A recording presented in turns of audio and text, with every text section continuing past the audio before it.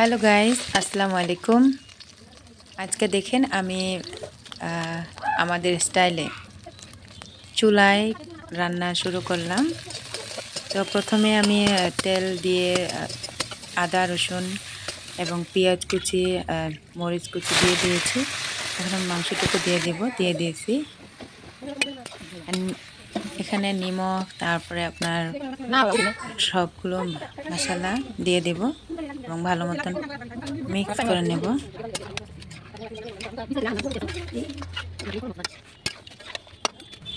সকাল সকাল এগুলো আমি করেছি। 3 পিস টমেটো আছে এখানে।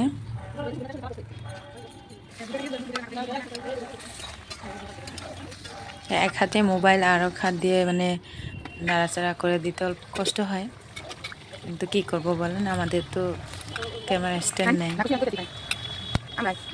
আপনারা বেশি বেশি সাপোর্ট করেন, শেয়ার করেন, সাবস্ক্রাইব করেন, তাই আমি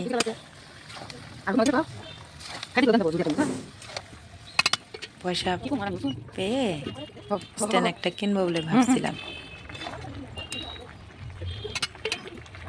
দেখেন আলুগুলো দিয়ে দিয়েছি, এখন মিক্স করে নিয়েছি, ঢাকনা দিয়ে ঢেকে দিয়েছিলাম। 5 মিনিট পর পর আমি অল্প নাড়াচাড়া করে দিই, কারণ নাড়াচাড়া করে দিলে ভালোভাবে কষানো হয়ে যাবে আর টেস্টটাও ভালো হবে। দেখেন এটা আমার বোন জামাই ভিনদেও, উনি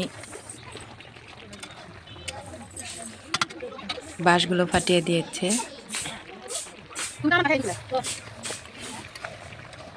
দেখেন কি সুন্দর কালার এসেছে। এখন আমি পানি দিয়ে দেব ঝোলের জন্য। সো অ্যাকচুয়ালি এটা ভিডিও বানাতে চেয়েছিলাম না, মানে সময়ের অল্প প্রবলেম ছিল, তাড়াহুড়া ছিল। আর পরে ভাবলাম যদি এত কষ্ট করে বানাইছি রেসিপিটা, তো আপনাদেরকেও দেখাই, মানে শেয়ার করি আপনাদের সাথে। তো দেখেন এটা আমি ধনিয়া পাতা দিয়ে দিলাম। এখন ভালো মতন মিক্স করে আমি আবার ঢাকনা দিয়ে ঢেকে দেব।